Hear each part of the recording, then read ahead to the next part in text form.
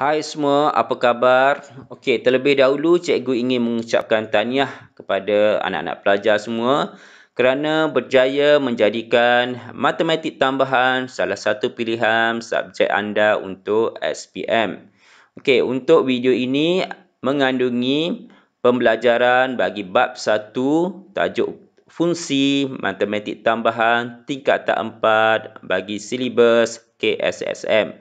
Jadi, cikgu harap dengan apa yang cikgu kongsikan ini dapat memberi banyak manfaat kepada anda semua dan cubalah fahami apa yang cikgu terangkan di dalam video ini.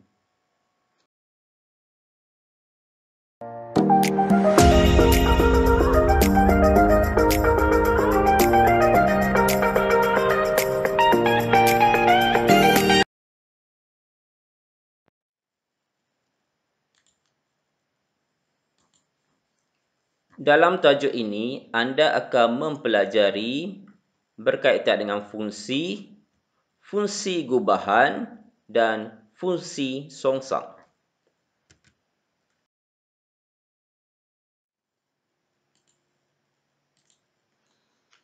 Okey, sebenarnya dalam kehidupan harian, kita telah menggunakan perkaitan fungsi dalam kehidupan harian kita.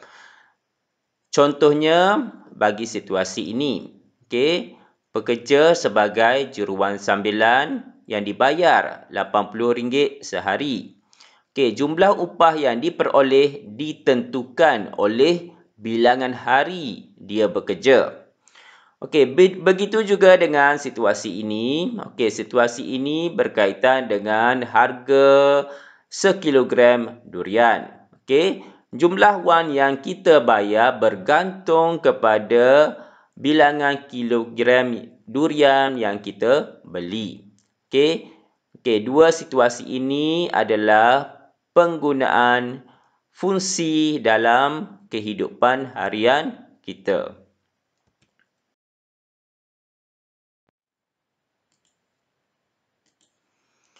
Fungsi menggunakan perwakilan graf dan tata tanda. Okey, kita lihat situasi ini. Kita lihat contoh ini. Ini adalah graf Y sama dengan 3X tambah 2. Okey, X memetakan kepada Y. Nilai X memetakan kepada nilai Y.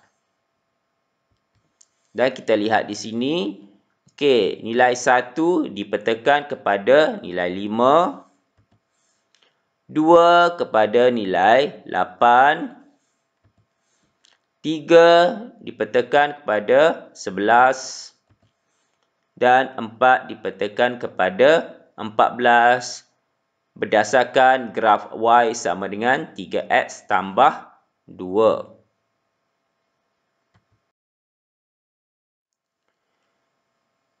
Ini adalah gambar rajah anak panah. Okey. Di sini adalah set X dan di sini adalah set Y. Okey, berdasarkan graf Y sama dengan 3X tambah 2 tadi juga. Okey. Setiap unsur X, ini unsur X dalam set X dipetakan kepada hanya satu unsur Y dalam set Y. Okey, ini adalah gambar rajah anak panah.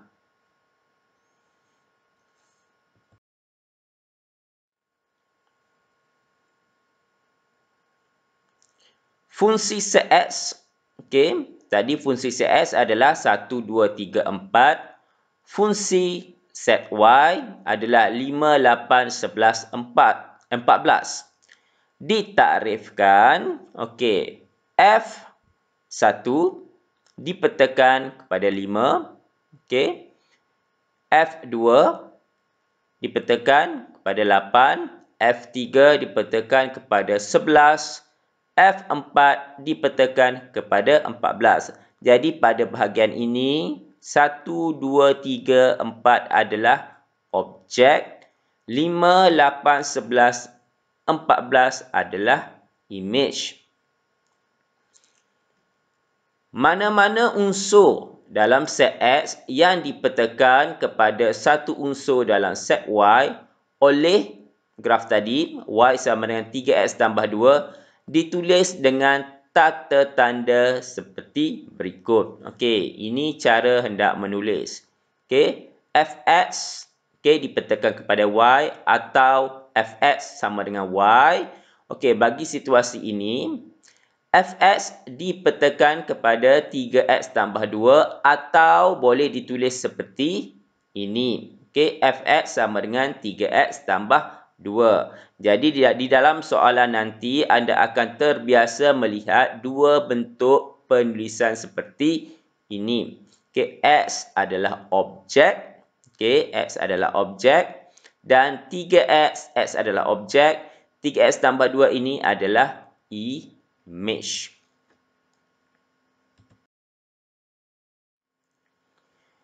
Fungsi ialah hubungan satu dengan satu atau hubungan banyak dengan satu. Okey, fungsi hanya ada hubungan satu dengan satu atau hubungan banyak dengan satu. Okey, contohnya seperti ini. Okey, kita lihat di sini objek, di sini image. Okey, ini adalah fungsi hubungan satu kepada satu. Satu kepada satu, satu kepada satu. Okey, ini pula contoh bagi fungsi hubungan banyak kepada satu. Okey, kalau di sini kita lihat ini satu-satu, tetapi ini banyak. Okey, banyak, di sini banyak, dikira sebagai banyak, tapi dipetakan kepada satu image sahaja. Okey. Okey, kita lihat contoh ini bagi menjelaskan maksud fungsi tadi, hubungan satu kepada satu dan banyak kepada satu. Okey, kita lihat soalan ini. Adakah hubungan berikut suatu fungsi? Okey, jelaskan. Okey, ini kita lihat di sini. Okey, ini adalah objek, di sini adalah image. Hubungan ini ialah fungsi kerana setiap objek mempunyai satu image sahaja. Okey, ini objek ada satu image, ini objek hanya satu image. Okey, ini objek satu image. Walaupun unsur 22 tidak mempunyai objek. Okey, ini tiada masalah. Okey, walaupun nombor tu unsur 22 ini tidak ada objek, tidak ada masalah. Ini adalah fungsi hubungan satu kepada satu. Okey, kita lihat yang kedua. Okey, yang kedua, contoh yang kedua. Hubungan ini bukan fungsi kerana tidak memenuhi syarat fungsi, iaitu setiap objek hanya mempunyai satu image sahaja. Okey, kita lihat di sini. Objek 18 mempunyai dua image, 3 dan 9. Jadi di sini, okey, situasi ini tidak boleh diterima sebagai fungsi kerana objek ini mempunyai dua image. Okey, kita lihat contoh yang ketiga. Hubungan ini juga bukan fungsi kerana tidak memenuhi syarat fungsi, iaitu setiap objek mesti mempunyai satu image sahaja. Perhatikan 9 tidak mempunyai image. Okey, tengok 9. Okey, kita tengok objek 9, unsurnya 9. Okey, tiada image. Okey, jadi ini tidak boleh dikira sebagai fungsi. Okey. Dan kita lihat contoh yang terakhir ini. Hubungan ini ialah fungsi kerana setiap objek mempunyai satu image sahaja walaupun unsur 10 tidak mempunyai objek. Okey, kalau di sini, okey, kalau unsur pada bahagian Y ini, okey, tidak mempunyai objek, dia tiada masalah. Dia tetap dikatakan sebagai fungsi.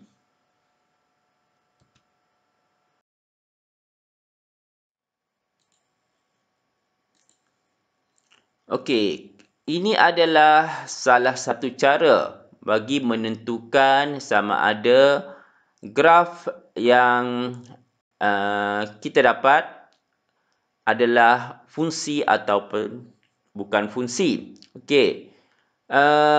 Ini dia dinamakan ujian garis mencancang. Okey, kita lihat contoh di sini. Okey, graf H ialah fungsi. Okey, bagaimana kita dapat menentukan ianya adalah fungsi? Okey, kita buat satu garis seperti ini, garis mencancan. Okey, ini dinamakan ujian garis mencancan.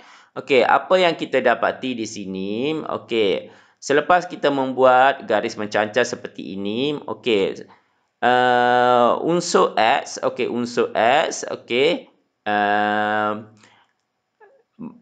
dipetakan kepada satu imej sahaja di sini. Okey, dipetakan kepada satu imej sahaja di sini. Jadi ini adalah fungsi. Okey, kita lihat pula gambar rajah ini. Okey, ini adalah ujian garis mencancan. Kita lukiskan garis seperti ini, garis mencancan seperti ini. Okey, apa yang kita dapati di sini untuk graf ini adalah bukan fungsi, kerana kita dapati selepas membuat garis mencancan seperti ini, okey, nilai X ini dipetakan kepada dua imej, okey, satu di bahagian ini, satu di bahagian ini. Jadi ini telah melanggar syarat bagi fungsi, di mana hanya satu imej sahaja bagi satu objek.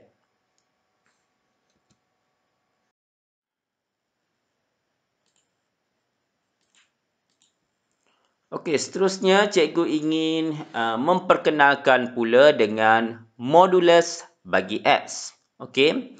Ungkapan nilai mutlak, okey, modulus X ialah nilai berangka bagi X dan ditakrifkan oleh, okey, seperti ini.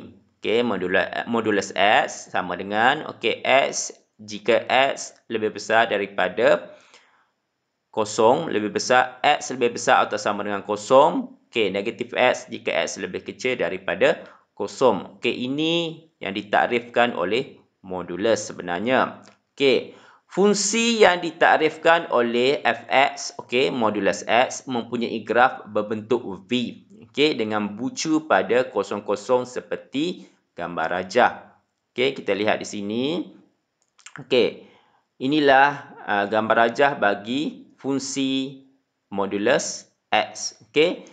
Okey, jika anda melihat seperti ini, okey, simbol seperti ini dibaca sebagai modulus bagi X dan gambar rajahnya adalah seperti ini. Okey, pada bahagian bucu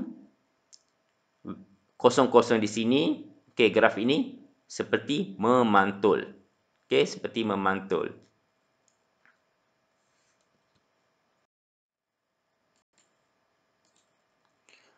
Okey, seterusnya cikgu ingin memperkenalkan dengan bagaimana hendak menentukan domain, kodomain dan julat bagi suatu fungsi. Okey, secara amnya domain bagi suatu fungsi ialah set nilai X yang mungkin. Okey, nilai X di sini. Ini adalah bahagian domain, jadi ini adalah domain. Domain yang membuatkan suatu fungsi tertakrif, manakala julat pula ialah set nilai Y yang diperoleh selepas menggantikan semua nilai X yang mungkin itu. Okey, jadi ini adalah julat nilai Y. Okey, ini adalah dinamakan fungsi diskrit. Okey, fungsi diskrit. Okey, dan pada bahagian ini pula adalah fungsi selanjar. Okey, jadi ini adalah julat. Ini adalah nilai bagi domain dan di sini adalah nilai bagi julat. Okey, kita lihat contoh ini. Fungsi fx 2x tambah 1. Okey. So, domainnya adalah 1, 2, 3, 4. 1, 2, 3, 4. Okey, kodomain adalah 3, 5, 7, 9 dan 11. Okey. Okey, 11 ini juga dikira sebagai kodomain. Dan julatnya pula adalah yang pada bahagian yang image-nya sahaja. Ini sahaja ya. Ini julat. Yang ada pasangannya sahaja. Yang ada pasangan sahaja dikira sebagai julat. 3, 5, 7, 9. Kita lihat contoh ini. Tentukan domain, kodomain dan julat bagi setiap fungsi yang berikut. Contoh pertama, domain, PQRS. Kodomain, kita ambil semua yang ada di sini. 1, 3, 4, 7, 9. Tetapi julat, kita ambil yang ada pasangan saja. Jadi 4 tidak diambil. Contoh ini pula, contoh ini dalam bentuk graf.